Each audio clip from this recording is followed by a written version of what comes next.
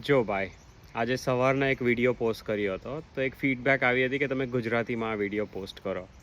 તો આ છે ગુજરાતીમાં પોસ્ટ. આજે સવારના હું અને મારી ડોટર, અમારી એક આર્ગ્યુમેન્ટ થઈ સવારના.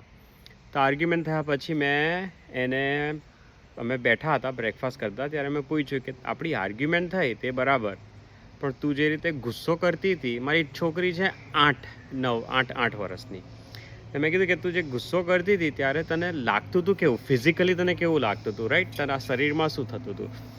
એણે કીધું કે હા, મને આ ગુસ્સો આવતો હતો આપણા બંને. મને તમે કીધું કે મેં એને વાંચવાનું કીધું, એને વાંચવાની ઈચ્છા ના હતી એટલે એણે ગુસ્સો કર્યો.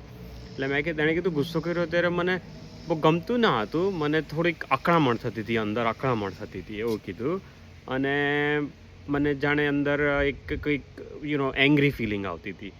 એટલે મેં કીધું સરસ, મેં તને એટલું કેમ છું કે બીજી વાર તને જ્યારે એવું થાય, ગુસ્સો આવવાનો, આપણે માણસ છે એટલે ગુસ્સો તો આવવાનો જ, નો પ્રોબ્લેમ.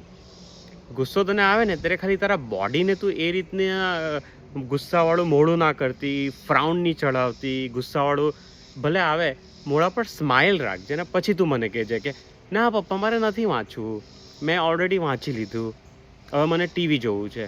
મેં કીધું ગુસ્સો કરજે, ખાલી મોઢા પર સ્માઇલ કરીને જે આપવું હોય તે રિએક્શન તું આપજે. કારણ કે તારી બોડીને નથી ખબર પડતી કે તું અત્યારે બોડીને એમ લાગે છે કે તું જેવો ગુસ્સો કર્યો એટલે બોડીની અંદરના રિએક્શન, કેમિકલ રિએક્શન ચાલુ થઈ ગયા. આપણી બોડી, આપણા ઇલેક્ટ્રોન, પ્રોટોન, ન્યુટ્રોન, આપણે જે વેવ્સ હોય એનર્જીના, તે પાર્ટિકલ આપણે અટ્રેક્ટ કરવા માંડ્યા. તે જેવો ગુસ્સો કર્યો એટલે નેગેટિવ એનર્જીને તું ફ્યુચરમાં અટ્રેક્ટ કરવા માંડી. તે કેવા વેવ્સ મોકલવા માંડી ફ્યુચર્સમાં? જેમ જેમ બોડી ગુસ્સો કરે તેમ તેમ કેવા વેવ્સને આપણે અટ્રેક્ટ કરીશું ફ્યુચરમાં?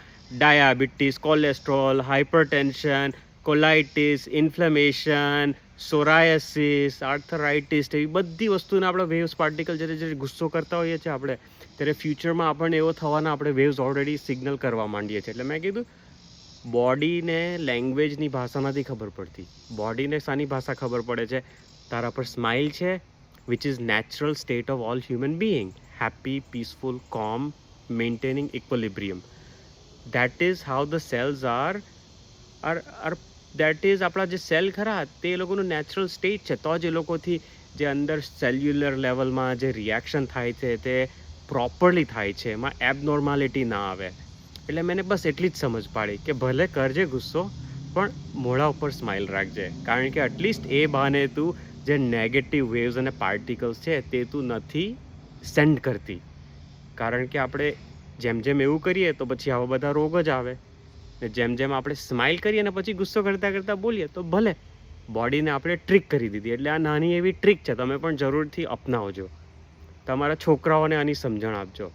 આપણે છોકરાઓને આવી સમજણ આપીશું તો ભવિષ્યમાં આપણે એ લોકોને કંઈ પણ પરિસ્થિતિનો સામનો કરવાના લાયક બનાવશું. મને તો ના મળ્યું તો આવું જ્ઞાન જ્યારે હું મોટો થતો હતો ત્યારે. અત્યારે મળ્યું, જાગ્યા ત્યારથી સવાર, એટલે હું જે મને મળે છે તે મારા છોકરાઓને આપું છું. એટલે આ સવારનો દાખલો હતો, બસ મારે તમારી જોડે શેર કરવો હતો. Thank you for watching. કંઈ પણ સવાલ હોય તો બેહિચક પૂછજો.